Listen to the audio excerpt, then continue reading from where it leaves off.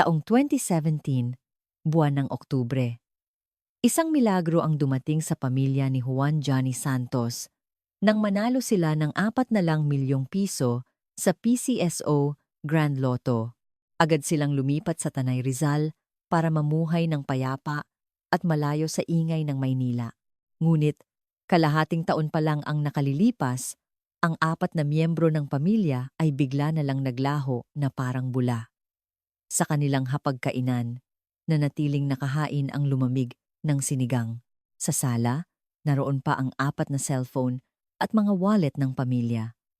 Walang bakas ng sapilitang pagpasok, walang anumang senyales ng away, isang perpektong locked room mystery. Ang mas nakapangingilabot, maging ang kanilang kapitbahay na si Tomas Vicencio, isang matandang lalaki na kilala sa pagiging masungit, ay kasabay nilang naglaho. Itinuring ng pulisya si Mang Tomas bilang ghost suspect at sinaliksik ang buong bansa, musika, ngunit ni isang hibla ng buhok niya ay hindi natagpuan. Ganoon na lamang lumipas ang malupit na 3 taon at unti-unti nang nalimutan ang kaso. Taong 2020. Habang ginigiba ang abandonadong bahay ni Mang Tomas, isang di kapani-paniwalang tanawin ang tumambad sa operator ng backhoe. Ang lumang pugon sa likod bahay, kung saan madalas makita ang maitim na usok noon, ay hinukay. Mula sa ilalim nito, bumulwak ang daan-daang piraso ng sunog na buto at isang natunaw na gintong singsing.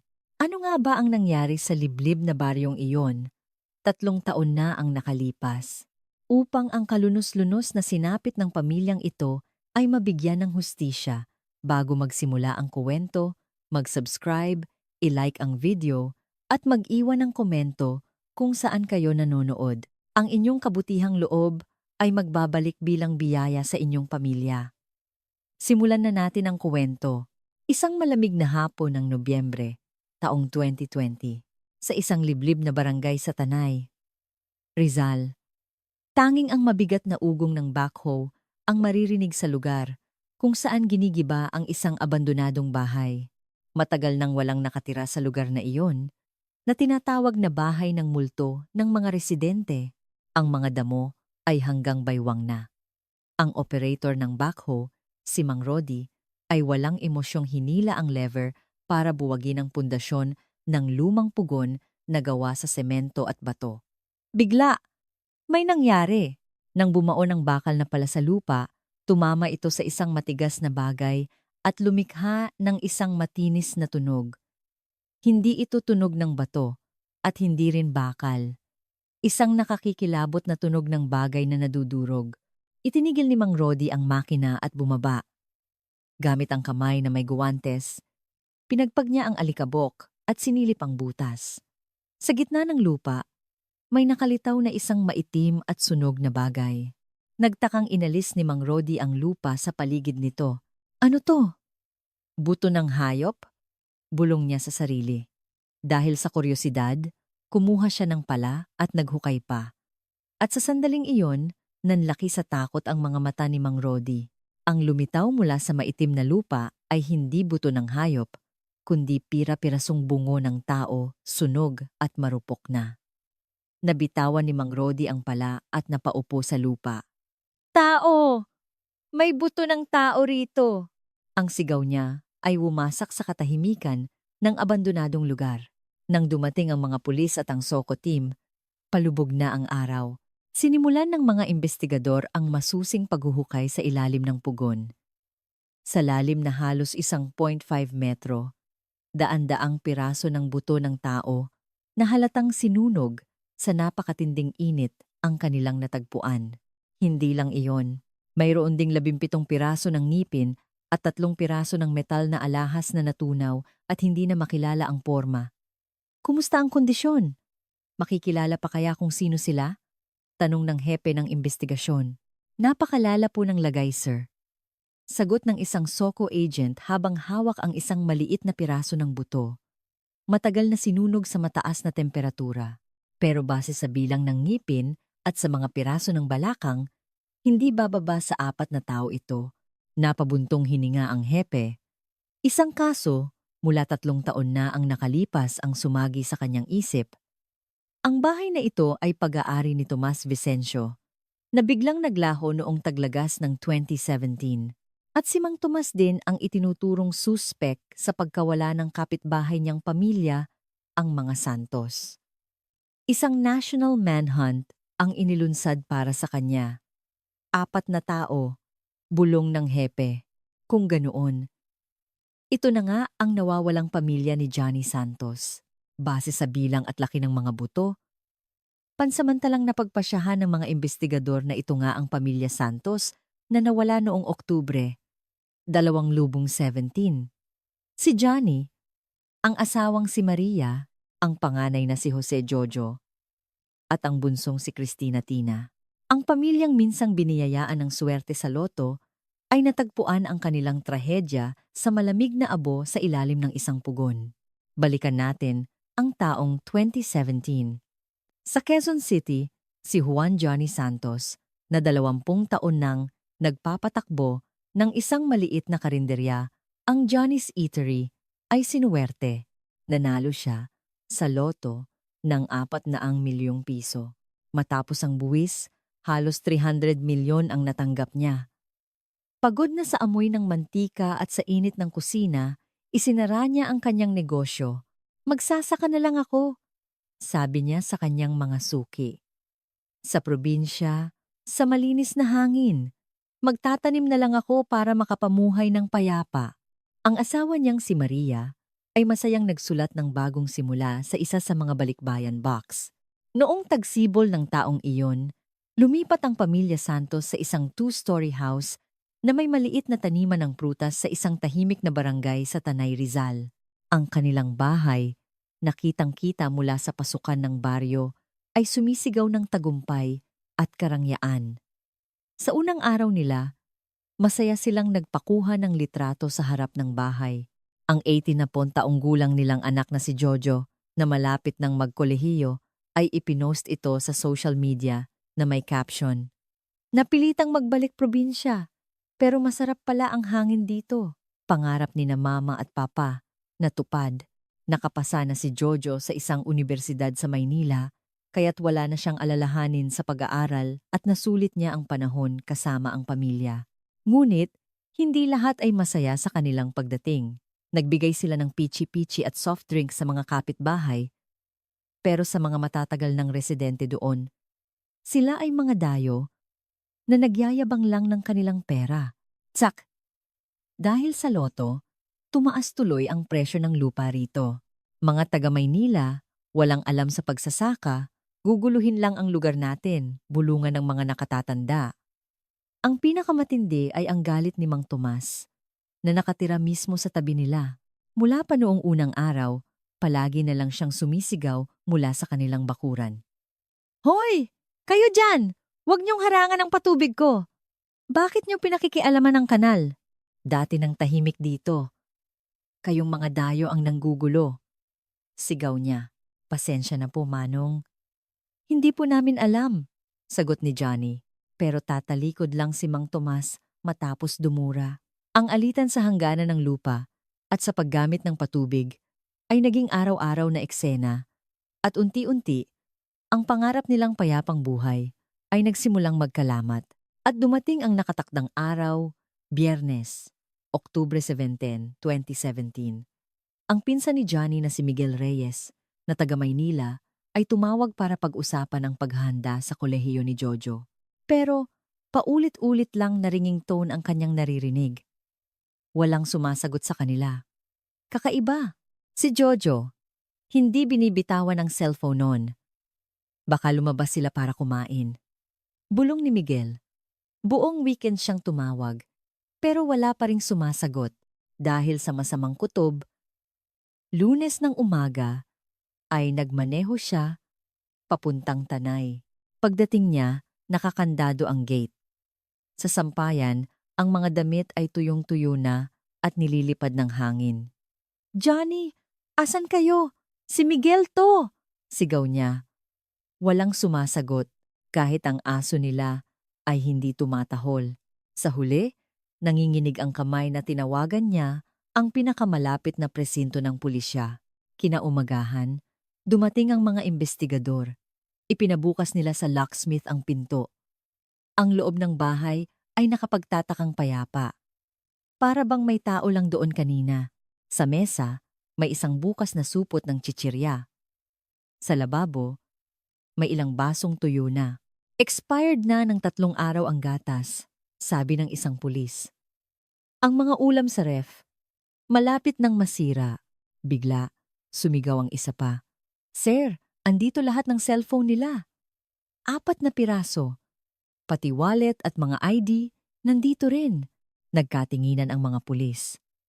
Ang iwanan ng cellphone at wallet ay nangangahulugang saglit lang silang aalis. Sa sapatusan, wala ang mga pang-alis nilang sapatos. Ngunit ang SUV ni Johnny na dapat ay nasa garahe ay wala roon. Hindi ito simpleng paglalayas, sabi ng team leader. Sumakay sila ng kotse at may nangyari sa kanila. Magsimula na kayong magtanong-tanong sa mga kapitbahay. Agad na nagsimula ang investigasyon at hindi nagtagal, lumabas ang mga kahina-hinalang testimonya. Ngayon ko lang napansin, ilang araw ko na ring hindi nakikita si Mang Tomas, sabi ng barangay captain. Lasinggero yon. At kapag nalalasing, laging sinasabing papatayin niya si Johnny. Sumingit ang isa pang residente. Oo nga, at noong gabi ng October 15, grabe ang usok galing sa bahay ni Mang Tomas. Akala ko may sinusunog lang na basura, pero ang baho. 2 araw siyang nagsiga. Naging matalas ang tingin ng mga investigador. Ang petsa kung kailan nawalan ng kontak sa pamilya Santos. Ang petsa ng mausok na pugon at ang pagkawala ni Mang Tomas ay nagtutugma. Agad nilang pinuntahan ang bahay ni Mang Tomas, pero wala ring tao. Ang mga damit at gamit ay nandoon pa, pero si Mang Tomas ay wala. Habang tinitingnan ang pugon sa likod bahay, sinabi ng team leader, ang pamilya Santos at si Mang Tomas, 5 tao na sabay-sabay na naglaho. Sa simula ng investigasyon, ang teorya ng pulisya ay isang crime of passion na nag-ugat sa alitan ng isang dayo at isang lokal na sinundan ng pagtakas. At ang nawawalang si Mang Tomas ang kanilang itinurong ghost suspect at isang manhunt ang inilunsad sa buong bansa. Iyon ang simula ng isang mahabang misteryo. 3 araw matapos ang report, noong Oktubre 23, 2017, tensyonado ang himpapawid sa himpilan ng pulisya sa Tanay. Dahil sa mga kahina-hinalang sirkumtansya, idineklara itong isang major crime at isang special investigation team ang binuo. Sa Pisara, magkakatabi ang mga litrato ng 4 na miyembro ng pamilya Santos at ng suspek na si Mang Tomas. Mula ngayon, laban sa oras na tayo, sabi ng team leader. 5 tao ang nawawala. Haluhugin niyo ang buong baryo. CCTV, phone records, bank transactions. Kunin niyo lahat. Sir, may problema po tayo, sabi ng isang investigador. Napakaliblib po ng lugar. Walang kahit isang CCTV camera. Kahit sa entrance ng baryo o sa mga eskinita. Ano? Nasaan ang pinakamalapit na kamera? Tanong ng hepe. Kung umalis sila sakay ng kotse, dapat may bakas. Mayroon po sa isang gasolinahan, 4 na kilometro mula sa baryo. Pero malabo po ang kuha. Buong gabi nilang pinanood ang CCTV footage. Isang malabong imahe ang nakita. 7:30 p.m., Oktubre 17, ang silver na SUV ni Johnny Santos ay pumasok sa daan papunta sa baryo. Iyon na ang huli. Sa mga sumunod na araw, walang record na lumabas muli ang sasakyan. May pumasok na kotse, pero walang lumabas. Report ng investigador. Ibig sabihin, nasa loob pa ng baryo ang sasakyan o dumaan sa isang daan na walang CCTV. Pero wala pong ibang daan doon na kayang daanan ng sasakyan. Ano? Nilamon ng lupa. Sigaw ng hepe. Nakatago lang yan, kung saan. Hanapin niyo sa mga bundok, sa mga sapa, sa mga abandonadong kubo. Kasabay nito, Sinuri rin ang kanilang mga bank account. Ang yaman ni Johnny mula sa loto ay susi sa investigasyon. Sir, bigla ring tumigil ang bank records nila. Sabi ng isang investigador. October 14, nag-withdraw si Johnny ng 50,000 pesos cash. Iyon na ang huli. Walang credit card transaction, walang bank transfer, wala lahat. 50,000? Masyadong maliit para sa pagtakas, bulong ng hepe. Kumusta naman si Mang Tomas? Mas kahina-hinala po siya, sir. 1,700 pesos lang ang laman ng bank account niya. Walang credit card. At putol na ang linya ng cellphone. Pero ang mga gamit niya, iniwan lang sa bahay. Tipikal na bigla ang pagtakas. Si Mang Tomas ang salarin. Deklara ng hepe. May record siya ng physical assault taon na ang nakalipas at sabi ng mga testigo, palagi niyang sinasabing papatayin niya ang mga dayo. Pinatay niya sila, kinuha ang 50,000 at tumakas. Makalipas ang isang linggo, dumating sa himpilan ng pulisya ang kapatid ni Johnny na si Pedro Santos at ang asawa nitong si Elena. Pagpasok pa lang sa opisina, napaluhod si Pedro at humagulgol. Kuya, hanapin niyo po ang... Isang buwan na kaming walang balita sa kanya. Hindi ko akalain na ganito ang mangyayari. Umiiyak din ang asawa niyang si Elena. Sir, paano na ang kuya? Kawawa naman siya. Ngayong nanalo na siya sa loto, hindi man lang niya napakinabangan. Habang ini-interview, nagsimulang maglabas ng sama ng loob si Pedro. Ang totoo po, simula nang manalo si kuya sa loto, lumayo ang loob niya sa amin. Sana man lang binigyan niya kami kahit kaunti. Noong namatay si nanay, baon ako sa utang sa ospital, pero binaliwala niya lang ako. Sumingit si Elena. Opo, medyo sakin po talaga si kuya. Kaya medyo hindi na kami nag-uusap. Pero ang mawala ng ganito, sigurado akong yung matandang kapitbahay niya ang may gawa nito dahil sa pera. Itinuring ng mga investigador ang testimonya nila bilang isang karaniwang alitan sa pamilya dahil sa pera. Sa katunayan, pinalakas pa nito ang teorya na si Johnny ay may mga kaaway dahil sa kanyang yaman. Muli, ang kanilang focus ay bumalik sa paghahanap kay Mang Tomas. Sa huling bahagi ng Oktubre, isang SOCO team ang nagsagawa ng masusing pagsisiyasat sa bahay ng mga Santos at ni Mang Tomas. Ginamit nila ang luminol reagent, pero walang nakitang bakas ng dugo sa bahay ng mga Santos. Malinis ang crime scene. Sa kabilang banda, sa pugon ni Mang Tomas, tone-toneladang abo ang natagpuan. Ang daming abo rito, pero wala namang buto. Baka basura lang sinunog nito. Sa probinsya normal lang yan. Sinusunog nila ang mga tuyong dahon at basura. Baka yon ang dahilan ng mabahong amoy. Sagot ng kasama niya. Tumango ang investigador at isinara ang takip ng pugon. Kung naghukay lang sila ng mas malalim, marahil ay hindi na sana naghintay ng 3 taon ang katotohanan. Ngunit noon, ang lahat ng kanilang atensyon ay nakatuon lamang sa pagtakas ni Mang Tomas. Lumawak ang paghahanap sa mga kalapit na bundok at ilog, ngunit wala silang natagpuan. Nagsimulang kumalat ang mga tsismis sa baryo. Sir, may narinig akong kakaiba noong gabing iyon, sabi ng isang residente. October 15, bandang 11 p.m., may narinig akong tunog ng sasakyan paalis sa bahay ni Johnny. Anong klaseng sasakyan? Tanong ng pulis. Hindi ko nakita. Madilim, pero hindi tunog ng SUV ni Johnny. Ang kotse niya, maingay, diesel. Yung narinig ko, tahimik. Hindi ito gaanong pinansin ng pulis dahil kulang sa detalye. Isa namang residente ang nagbigay ng salungat na testimonya. Hindi ko alam sa sasakyan, pero ang baho, grabe. Simula noong gabing yon, 2 araw na umuusok ang pugon ni Mang Tomas. Amoy goma na nasusunog na parang amoy karne. Sigurado akong sinunog niya ang mga damit at sapatos nila para walang ebidensya. Ang testimonya na ito ang lalong nagpatibay sa kanilang teorya. Si Mang Tomas ang salarin, Noong kalagitnaan ng Nobyembre, ipinakalat na ang wanted poster ni Mang Tomas sa mga motel, ngunit para siyang naglaho na parang bula. Hindi siya gumagamit ng credit card, walang record sa ospital, at walang anumang tawag sa telepono. Noong Nobyembre 20, isang buwan matapos ang pagkawala, nagpatawag ng press conference ang hepe ng pulisya.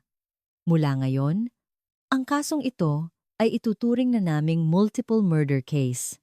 Ang kapitbahay na si Tomas Vicencio, 63 taong gulang, ang aming itinuturing na pangunahing suspek. Kung sino man ang makakita sa kanya, i-report agad sa 112. Kinabukasan, ang headline sa mga dyaryo ay Pamilyang nanalo sa loto. Biktima ng masamang kapitbahay. Tinawag ng publiko si Mang Tomas na isang demonyo, ngunit si Mang Tomas ay nanatiling isang multo.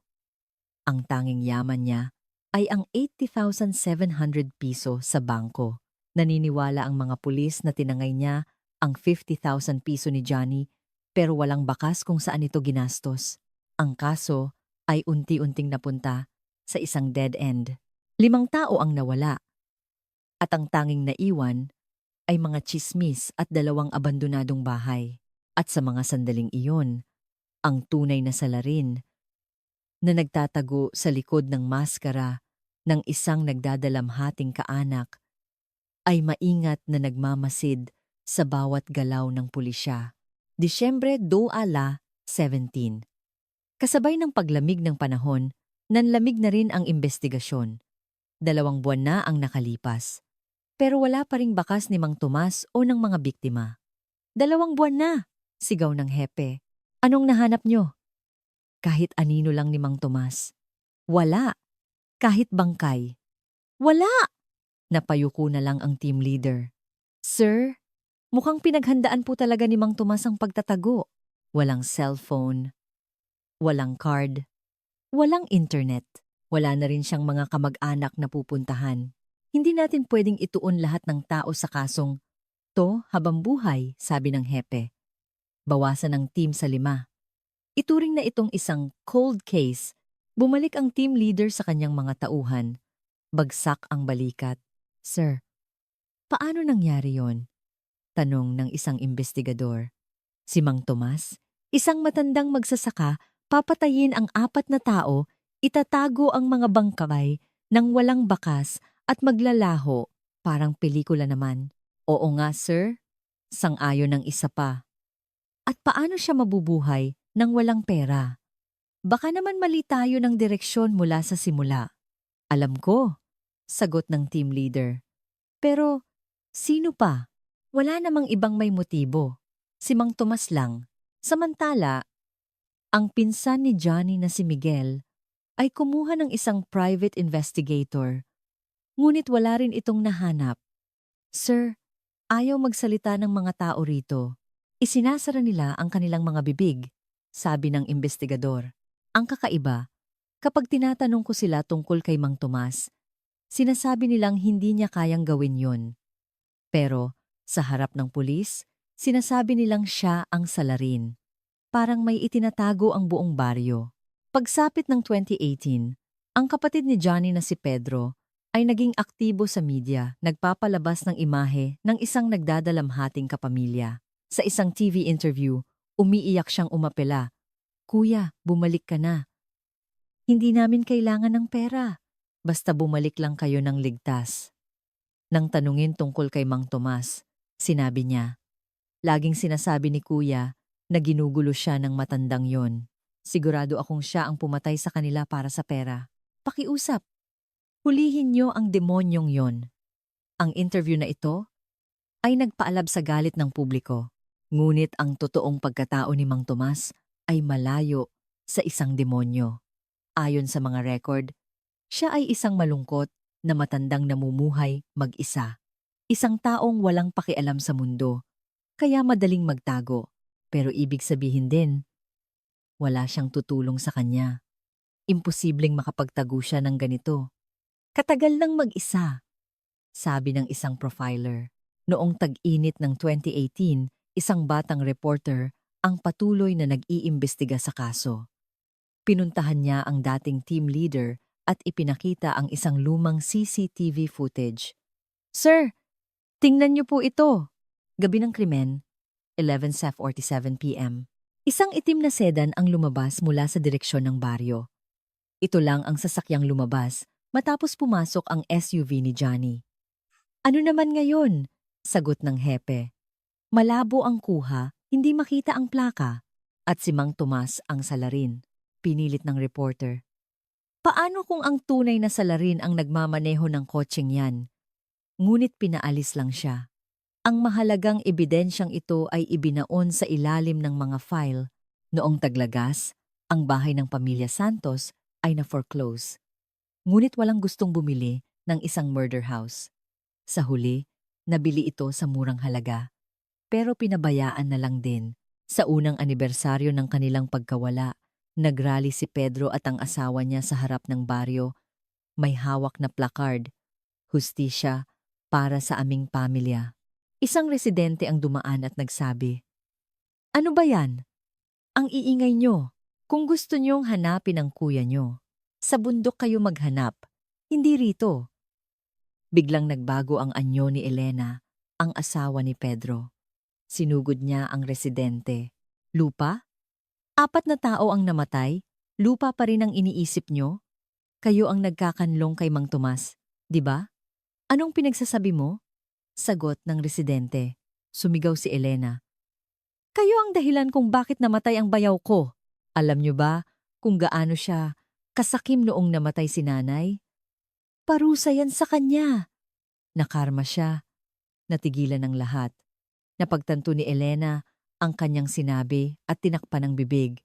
Ang insidenteng ito ay pinalipas na lang bilang isang outburst ng isang nagdadalamhating kaanak.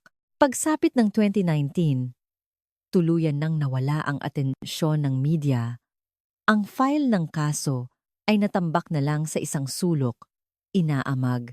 Ang huling investigador na humawak sa kaso, si Sergeant Oscar Romero, ay malapit nang magretiro. Bago umalis, ibinigay niya ang file sa isang mas batang pulis. Huwag mong itatago. To sa pinakailalim ng kabinet, sabi niya. Ang kutob ko, hindi si Mang Tomas ang salarin. May ibang utak sa likod nito. Lalabas din ang katotohanan balang araw. Ang kaso ay opisyal nang naging isang cold case. Ang 2 abandonadong bahay ay nanatiling mga paalala ng trahedya at sa loob ng 3 taon, ang katotohanan ay nanatiling nakalibing sa ilalim ng malamig na abo, naghihintay na may tumuklas dito. 3 taon. Sapat na panahon para takpan ang katotohanan. Taong 2020, Taglagas. Ang baryo sa Tanay ay payapa na ulit, ngunit ang 2 abandonadong bahay ay nanatiling isang pangit na peklat sa komunidad. Ang dating investigador na si Oscar Romero, ngayon ay retirado na, ay hindi binitawan ang kaso. Ang pader ng kanyang study room ay puno ng mga litrato at dokumento tungkol sa kaso. Hindi ka panipaniwala, bulong niya. Isang 60 anyos na matanda, papatayin ng 4 na tao at maglalaho? Imposible. Noong simula ng 2020, bumalik si Romero sa Tanay. Bilang isang ordinaryong mamamayan, nilapitan niya ang mga matatanda sa baryo. Tandang-tanda ko pa ang gabing yon, sabi ng isang matanda. Ang baho ng usok. Pero may hindi ako sinabi sa pulis noon. Nanlaki ang mata ni Romero. Ano po iyon? Nang lumabas ako para umihi, may nakita akong 2 anino sa likod bahay ni Mang Tomas. Madilim. Pero sigurado akong 2 sila. May binubuhat, 2 tao. Hindi lang si Mang Tomas. May kasama siya. Naalala ni Romero ang sinabi ng reporter tungkol sa itim na sedan. Ang mga piraso ng puzzle ay nagsimulang magkabit-kabit. Nang mabalitaan niyang gigibain na ang bahay ni Mang Tomas, nakipag-usap siya sa bagong may-ari. Sir, dating pulis po ako. Pakiusap, bago niyo gibain, hayaan niyo akong silipin kahit isang beses lang, pumayag ang may-ari. At dumating ang araw, Nobyembre 15, 2020. Habang ginigiba ng backhoe ang pugon, ang matinis na tunog ay muling narinig. "Tigil!" sigaw ni Romero. Tumingin siya sa butas. Sa gitna ng lupa, may nakitang puting bagay. Sigurado siyang buto ito ng tao. Nanginginig na tinawagan niya ang 112. "May natagpo ang buto rito! Magpadala kayo ng soko. Ngayon na!" Pagdating ng mga pulis, sinabi ni Romero sa hepe, "Makinig ka, ang mga butong yan, malamang ay sa pamilya Santos. At kung tama ang kutob ko, hindi si Mang Tomas ang salarin, ang ebidensya. Nasa ilalim ng pugon na yan, nang hukayin, bumulwak ang mga sunog na buto, ngipin at natunaw na alahas. Diyos ko po, sabi ng isang residente, ang amoy na yon, 3 taon na ang nakalipas. Amoy pala ng taong sinusunog. Kung ganoon, nasaan si Mang Tomas? Tanong ng isa pa. Hindi kaya kasama rin siya dyan? Kinagabihan, nagkaroon ng press conference. Ngayong hapon, may natagpuang mga buto ng tao sa isang demolition site sa Tanay.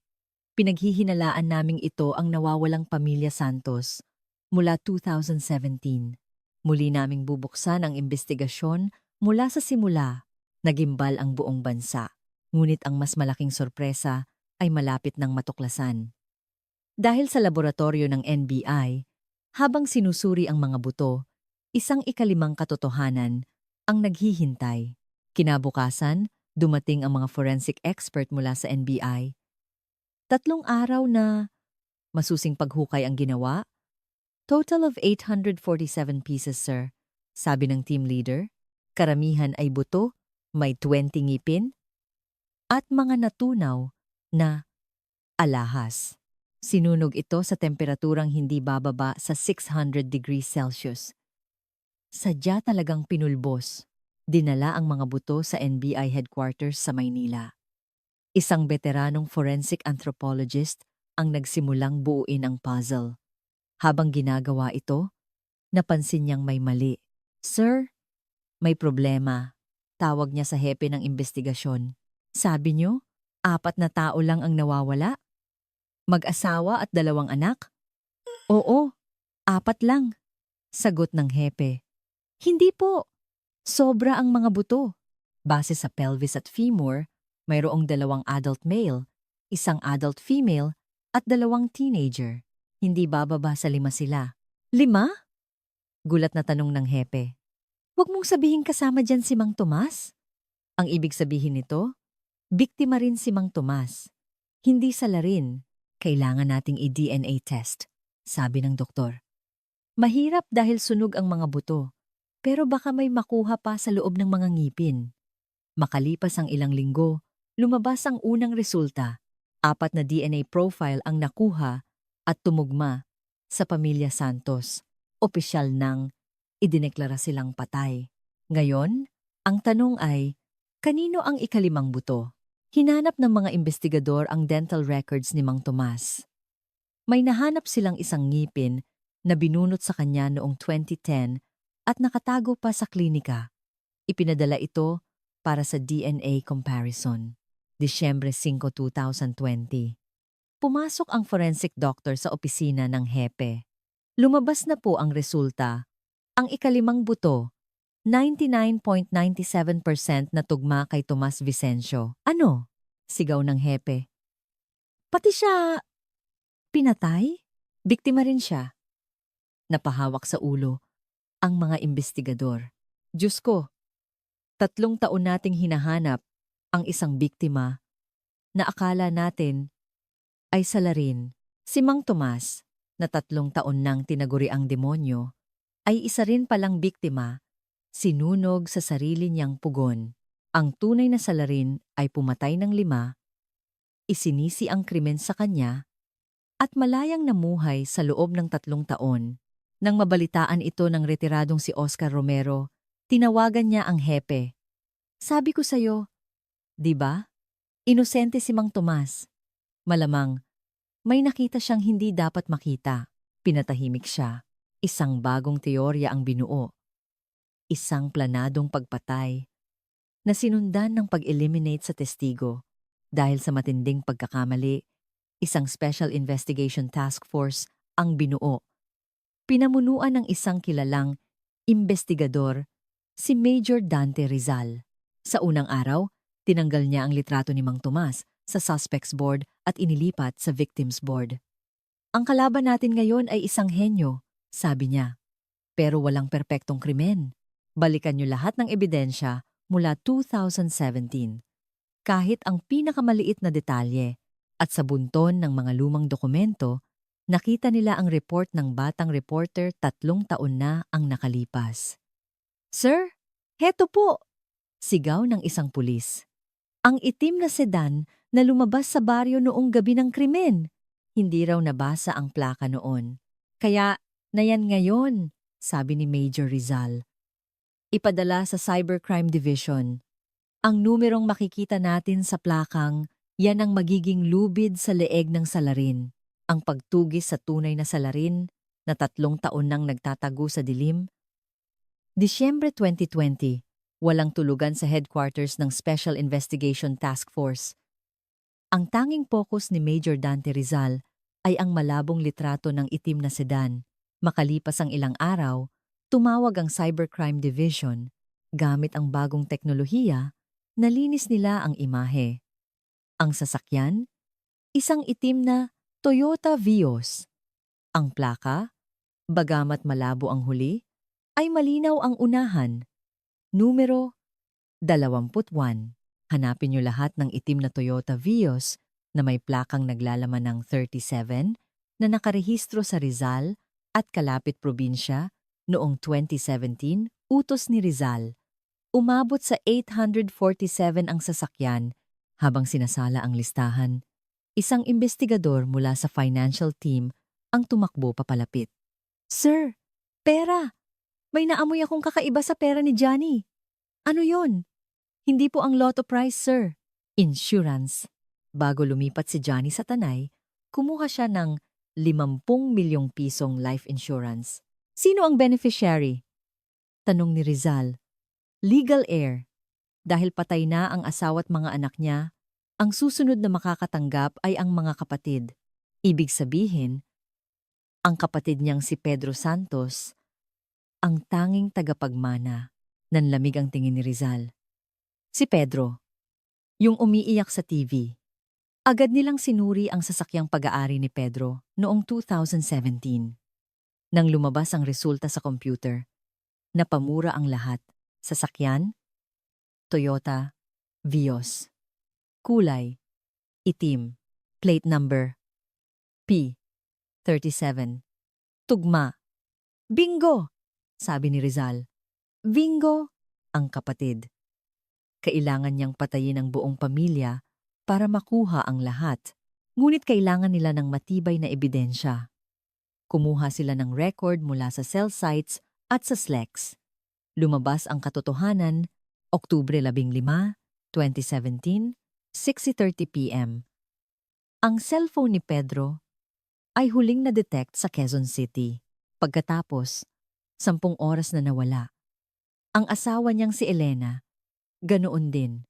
Sabay silang nawala at sabay din silang muling lumitaw sa signal sa Quezon City. Kinaumagahan. Kasunod nito, ang pinakamatinding ebidensya, ang record ng toll gate. Oktubre 15, 2017, 7:12 p.m. Ang kotse ni Pedro Santos ay pumasok sa exit papuntang Tanay. Oktubre 16, 2017, 3:58 a.m. Lumabas ito sa parehong exit. Ang kanyang alibi na natutulog lang siya sa bahay ay gumuho. 3:58 a.m. Sabi ni Rizal. Magdamag silang nagpatay at nagsunog ng mga tao. Para patunayan na planado ito, muli nilang ininterview ang mga kaibigan ng panganay na anak na si Jojo. Ipinakita ng isang kaibigan ang huling text message ni Jojo, isang araw bago siya mawala. Nakakainis. Darating bukas sina Tito Pedro. Galit si Papa. Hinihingan daw kasi siya lagi ng pera. Sinabi ni Papa kay Mama, "Wag na. Wag mong pagbubuksan ng pinto ang mga yun bukas. Lahat ng ebidensya ay nagtutugma. Si Pedro at Elena na nagpanggap na mga biktima ang mga tunay na salarin. Tapusin na natin ang 3 taong pag-arte ng mga to, sabi ni Rizal. Kumuha na kayo ng arrest warrant. Ngunit alam ni Rizal na hindi sila aamin basta-basta. Bago ang pag-aresto, natuklasan nila na noong 2018, ipinadetailing ni Pedro ang kanyang kotse bago ito ibenta.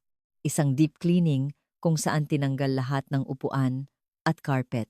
Isang investigador ang pinapunta sa car wash. Hanapin nyo kung may naitapong basura mula sa kotseng yon. Baka may ticket pa sila papuntang impyerno. Disyembre 2020, madaling araw. Inaresto si Pedro at Elena sa kanilang bahay. Bakit nyo kami inaaresto? Biktima kami, sigaw nila. Dinala sila sa magkahiwalay na interrogation room. Saan ka noong gabi ng Oktubre 15, 2017? Tanong ni Rizal kay Pedro. Nasa bahay. Natutulog. Sagot niya. Inilapag ni Rizal ang record ng toll gate. Sa Tanay ka pala natulog? Natigilan si Pedro. Oo, pumunta nga pala ako para makipagbati kay kuya. Pero walang tao, kaya umuwi na lang ako. Sa kabilang kwarto, si Elena ay nagsinungaling. Hindi ako pumunta. Nasa bahay lang ako. Ipinakita sa kanya ang cell site data. Bakit sabay kayong nawalan ng signal ng asawa mo ng 10 oras? Namutla siya. Nalobat ako. Kinabukasan, natagpuan ng mga investigador ang may-ari ng car wash. Oo, natatandaan ko yan. Ang baho ng trunk, parang may nabubulok. Ipinatanggal sa akin ang buong carpet. Sabi pa ng may-ari. Dagdagan niya bayad ko. Basta huwag kong isusulat sa record. Nasaan ang carpet? Tanong ng pulis. Naitapon na, pero yung empleyado ko, kumuha ng sample ng dumi dahil sa sobrang baho. Baka raw kailanganin sa waste disposal. Nasa bodega pa yata. Natagpuan nila ang sample, ipinadala sa NBI. Ang resulta, ang dugo ay hindi galing sa hayop. Ito ay dugo ni Tomas Vicencio. Tapos ang laro, sabi ni Rizal, ang dugo ni Mang Tomas, nasa trunk ni Pedro. Ibig sabihin, siya ang nagbuhat sa bangkay. Kasunod nito, natuklasan din na 1 buwan matapos ang krimen, may pumasok na 300,000 pisong cash sa bank account ni Pedro. Ang serial number ng ilang pera ay tumugma sa 50,000 pisong winithdraw ni Johnny bago siya mamatay. Muling hinarap ni Rizal si Pedro. Ipaliwanag mo to. Bakit nasa iyo ang pera ng kuya mo? At bakit may dugo ni Mang Tomas sa kotse mo? Hindi na makapagsalita si Pedro. Ngunit paulit-ulit pa rin niyang sinasabi, wala akong kasalanan. Lumabas ang isa pang resulta mula sa NBI. Ang bungo ni Mang Tomas ay may basag na nagpapakitang pinalo ito ng isang mabigat at bilog na bagay, tulad ng martilyo. Ito ay malinaw na ebidensya ng pagpatay. Ang teorya, habang pinapatay nila ang pamilya Santos, nakita sila ni Mang Tomas. Kaya pinatay din nila ito. Inisyuhan sila ng warrant of arrest for multiple murder. Ngunit hindi pa rin sila umaamin. Pinatawag ang matandang nakakita sa 2 anino. Ipinakita sa kanya ang mga litrato, itinuro niya ang litrato ni Pedro. Hindi ko nakita ang mukha, pero ganyan ang katawan. Malaki. Ang kasama niya? Tanong ng pulis. Maliit. Baka babae. Psychological warfare na to. Sabi ni Rizal. Pag-awayin natin silang 2. Si Elena ang weakest link. Enero 2021. Sinimulan ni Rizal ang plano. Pumasok siya sa interrogation room ni Elena. Grabe ang asawa mo, ma'am. Sabi niya. Umamin na siya. Ikaw daw ang nag-utos sa kanya. Ikaw daw ang may gusto sa pera. Nanlaki ang mata ni Elena. Hindi totoo yan. Naghanap na siya ng paraan para makalusot, sabi ni Rizal. Ikaw na lang ang maiiwan. Kasabay nito, lumabas ang isa pang resulta. Ang bungo ni Johnny ay mayroon ding parehong basag, galing sa parehong martilyo kalalaman. Nalaman ng pulisya na si Pedro ay dating construction worker at nang umalis siya sa trabaho, may nawawalang isang malaking martilyo maso sa construction site. Muling hinarap si Elena. Ipinakita sa kanya ang lahat ng ebidensya. Pumili ka, sabi ng pulis. Mananatili kang kasabwat at makukulong habang buhay o magsasabi ka ng totoo para gumaan ang sentensya mo. Noong gabing iyon, sa kanyang selda, sinubukan ni Elena na magpakamatay sa pamamagitan ng pag-inom ng mga gamot na naipon niya. Mabilis siyang naisugod sa ospital at naligtas. Nang mabalitaan ito ni Pedro, ang tanging sinabi niya ay, "Mahina talaga, yang babaeng yan." Nang dalawin si Elena ng kanyang ina sa ospital, bumigay na siya. "Mama, yung asawa ko po ang may plano ng lahat. Natakot lang po ako." Ang iyak niya. Ang usapang ito ay na-record. Nakipag-ugnayan ang pulisya sa abogado ni Elena. Kung aamin siya at makikipagtulungan, gagawin naming accomplice na lang siya, hindi principal by direct participation. Enero 30, 2021. Tumawag ang abogado. Aamin na po ang kliyente ko. Sa interrogation room, nagsimula ng magsalaysay si Elena. Nagsimula po ang lahat nang manalo si kuya sa loto. Nabulag po sa pera ang asawa ko. Humingi raw ng 3 milyong piso si Pedro kay Johnny para pambayad utang, pero tinanggihan siya. Noong gabing yon, naglasing siya. Ang sama ng tingin niya. Noong Oktubre 5, 2017, pumunta sila sa Tanay, dala ang maso na itinago sa trunk. Sa hapunan, lumuhod si Pedro at nagmakaawa para sa 5 milyon. Muli siyang tinanggihan. "Umalis na kayo!" sigaw ni Johnny. Doon na kinuha ni Pedro ang maso at pinalo sa likod ng ulo ang kapatid. Sumigaw ang asawa nitong si Maria. Pinuntahan din ito ni Pedro. "Pigilan mo ang mga bata!"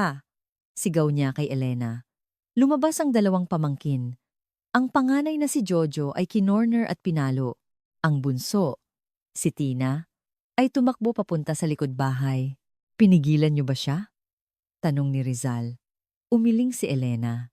"Hinabol ko po si Tina. Nahawakan ko po ang paa niya."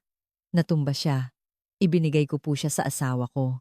Alam kong papatayin niya." Habang ginagawa nila ito, biglang bumukas ang pinto si Mang Tomas. "Anong nangyayari rito?" tanong niya at natigilan nang makita ang mga bangkay. Tumakbo siya pero hinabol siya ni Pedro at pinatay din sa labas. Sabi ng asawa ko, "Sa bahay ng matanda natin sunugin para siya ang mapagbintangan," sabi ni Elena. 2 araw nilang sinunog ang mga bangkay at dinurog ang mga butong hindi natupok. Ang kotse ni Johnny ay dinala nila sa isang malalim na ilog at doon inihulog. Natagpuan ng mga diver ang SUV sa ilalim ng ilog. Kumpirmado ang lahat ng sinabi ni Elena. Hinarap si Pedro. Ipinanood sa kanya ang confession ng asawa niya. Nagmura siya. "Ang tanga talaga ng babaeng yan." "Tapos na ang laro, Pedro," sabi ni Rizal. "Oo na. Ako na ang pumatay," sigaw niya. "Siya ang may kasalanan." Ang damot niya. "Kapatid niya ako. Pero ayaw niya akong tulungan. Kinuha ko lang kung ano ang para sa akin." "Ang mga pamangkin mo?" tanong ni Rizal. Kailangan. Para walang testigo. Walang pagsisisi sa kanyang mukha. Noong 2021, sa korte, patuloy na iginiit ni Pedro na self-defense at unintentional ang nangyari.